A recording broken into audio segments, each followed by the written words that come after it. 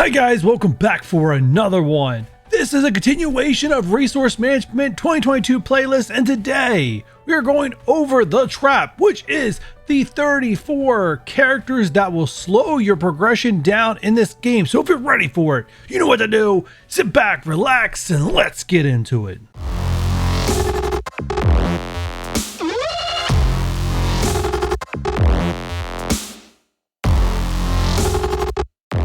So as of recording this here in February, there are currently 193 characters in the game. This video today is going to go over 34 of the bottom rated characters in my resource management. So what is resource management? Well, it is my rating system of how useful a character is on unlocking content and gaining sustainable resources. Resource management will grade characters based on these following game modes. 1. Can they unlock a legendary? Are they used at monthly events? Are they the best option for challenges at the highest tier? Are they Dark Dimension efficient? Can they be used in Doom raids? The number of campaigns they can be used in, and then lastly, Arena. And like always, resource management is not an exclusive free-to-play list. Resource management is all about how useful a character is based on their tags, kits, and stats. So with that said, what is The Trap? Well, The Trap is investment in characters for competitive game modes that the meta will constantly change. There's no getting ahead of it. They're going to constantly change this on you. And those are game modes like RTA and War. And why does this stuff happen? Well, it's mainly so that devs can make money on people who find these game modes fun. So things that make these stuff change constantly is 1, the power creep. The natural power creep in the game does change how useful characters are over time.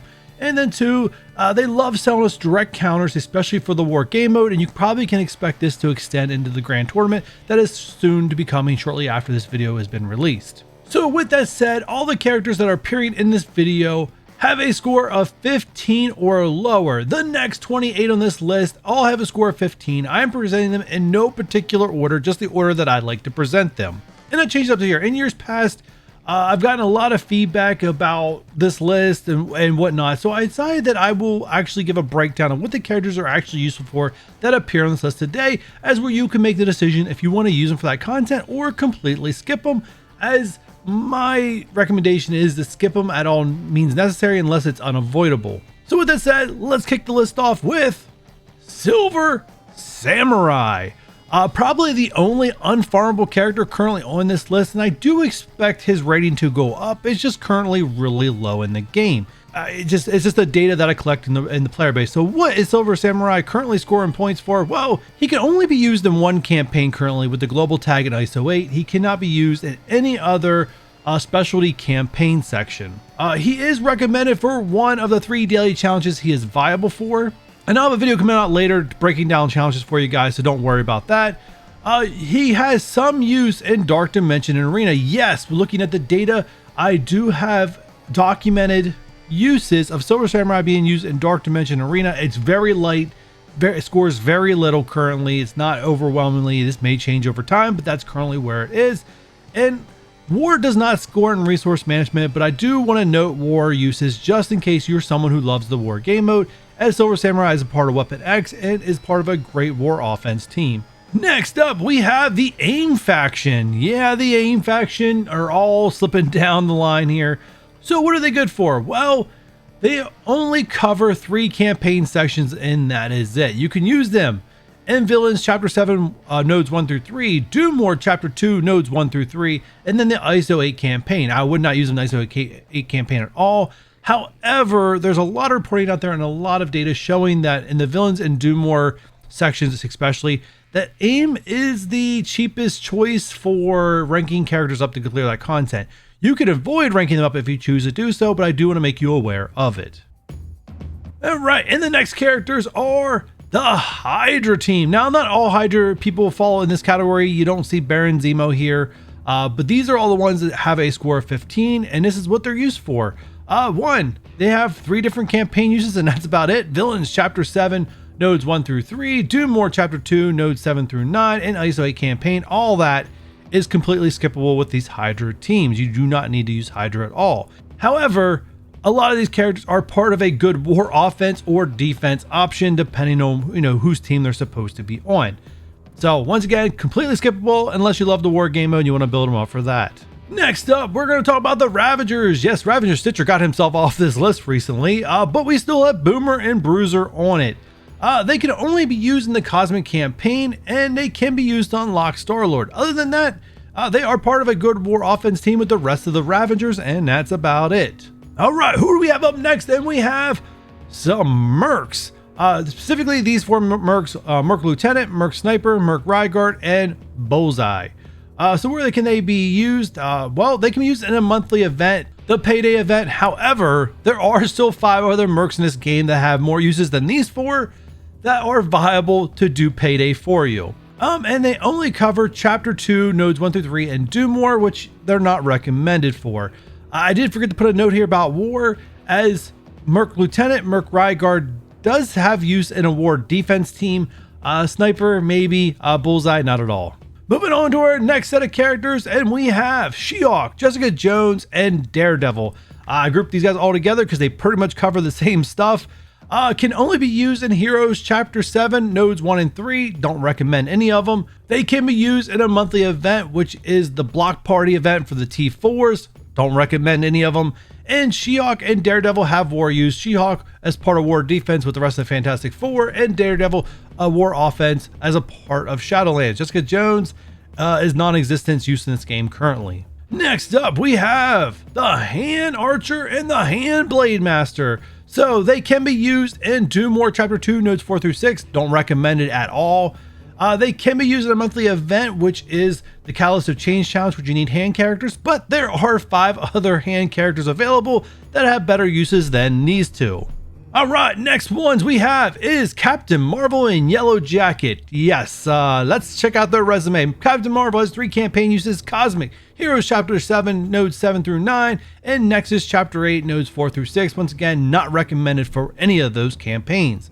Yellow Jacket can unlock Jubilee and only usable in ISO 8 campaign. Forget about it. You have to get him for Jubilee, but you don't really have to rank him up. You can really put a lot of resources into Ghost specifically and get through and unlock Jubilee without really needing to invest gear into Yellow Jacket.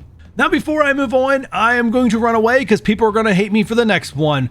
Moving down the list with only a score of 10 is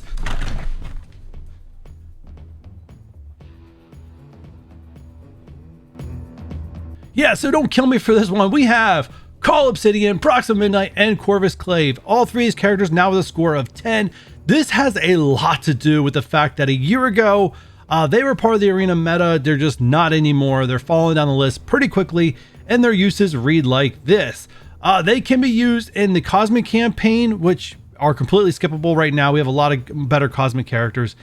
Doom War Chapter 2, Nodes 7 through 9. Now, they are highly recommended for that Doom War chapter. However, I've had more than one person tell me they can clear it with power armor, but once again, that's another team I'm not sure if you really want to invest in. So one way or another, you're going to have to either invest in these characters for that chapter, or you could take the riskier route, but that's kind of where it is. And they are a great war team. They're not top of the line anymore, but they can be put on offense or defense.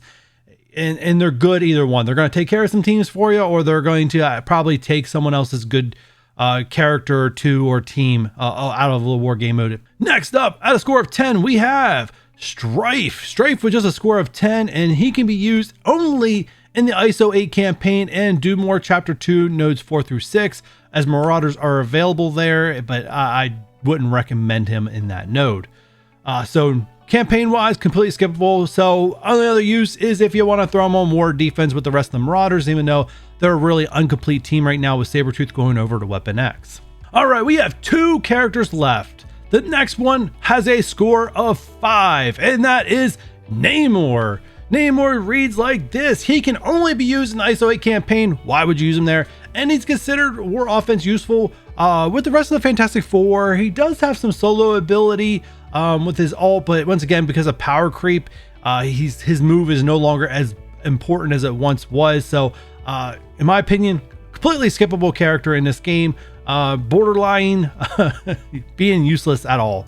And then finally, we are down to number 1, the only character in Marvel Strike Force that scores a 0 in my resource management. Absolutely not useful anywhere. And that, my friends, is Kingpin. With a score of 0, I don't even give you a resume because he doesn't have one. His tags are not viable anywhere outside the villains campaign, which I don't score the heroes or villains campaign, as every character is viable for one of those, so why score it? A character that has been totally power crept. At one point, his defense up and his ability to just take hits is really not there anymore, as his speed is atrocious compared to all the newer characters in the game. And with that said, that wraps up the 34 characters that will slow down your progression if you invest in them in this game. Now, some of them, right, I reviewed, not completely avoidable in some cases, but hey, hopefully you found some of this useful and you're able to make smarter decisions in your own roster development. Now, don't forget, you can request any character review you want in my Discord, and I will do character reviews as part of resource management if there's a character you're interested in or just want to know more about. But before you go, if you can do me a huge favor, hit that thumbs up button if you enjoyed this. Don't forget to subscribe if you're new here and haven't done so already. Turn on that notification bell if you don't want to miss any more Resource Management 2022 videos. And I'll catch you guys on the next one. Bye.